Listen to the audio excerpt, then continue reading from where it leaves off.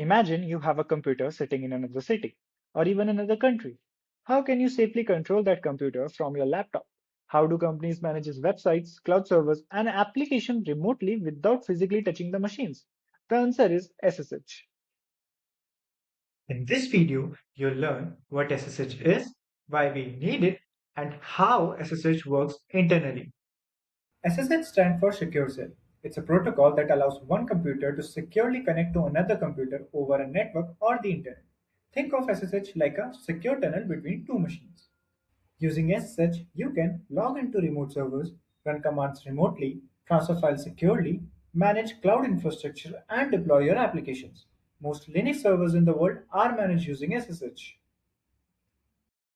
Before SSH, people used protocols like Telnet. The big problem with Telnet was that everything was sent as a plain text.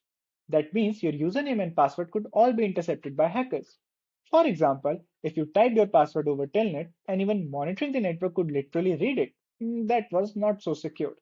SSH solved this problem using encryption. Encryption converts readable data into unreadable scrambled data. So even if someone intercepts the traffic, they cannot understand it. SSH provides three major security features. First one is encryption. It protects your data from hackers. Second one is authentication. It verifies the identity of user and servers. And third one is integrity. It ensures that data is not modified during transmission. That's why SSH became the standard for secure remote access. Now we will understand how SSH works. When you type an SSH command like shown in the screen, your computer became the SSH client. The remote machine became the SSH server, and the client tries to connect to the server using port 22, which is the default SSH port, although you can change this port according to your need. After that, server identification takes place. Now the server sends its public identity key to the client.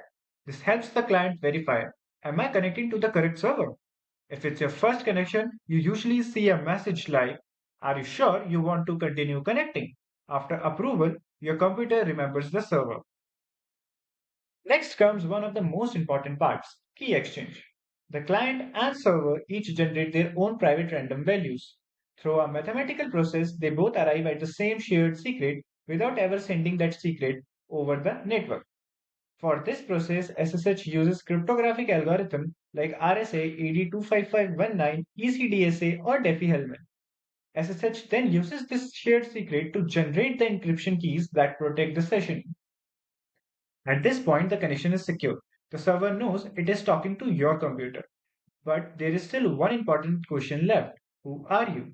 Just because someone can reach the server doesn't mean they should be allowed in. So before granting access, the server needs to verify your identity. There are two common ways this happens. Method 1 is password authentication. The simplest method is using a password. It's exactly what you are already familiar with. You enter your username and password and the server checks if they are correct. The important difference is that SSH encrypts the password before sending it across the network. So even if someone is monitoring the traffic, they won't be able to read your password. This is already much safer than older protocol like Telnet. But passwords still have a weakness. People often choose weak password or you use the same password across multiple websites. That's why most professionals nowadays prefer another method.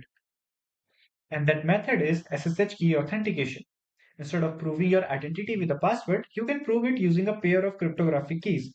Think of it like having a special lock-in key. When you set up SSH key authentication, two keys are created, a public key and a private key. The public key is copied to the server and the private key stays on your computer and should never be shared with anyone. Now, when you try to connect, the server doesn't ask for a password. Instead, it sends a challenge. Your computer uses the private key to answer the challenge. If the answer is correct, the server knows you own the matching private key and grant access. I hope now you understand what actually SSH is and how it works. If this video helped you understand SSH clearly, like the video, subscribe to the channel, and comment what topic you want next. Thanks for watching, and I'll see you in the next video.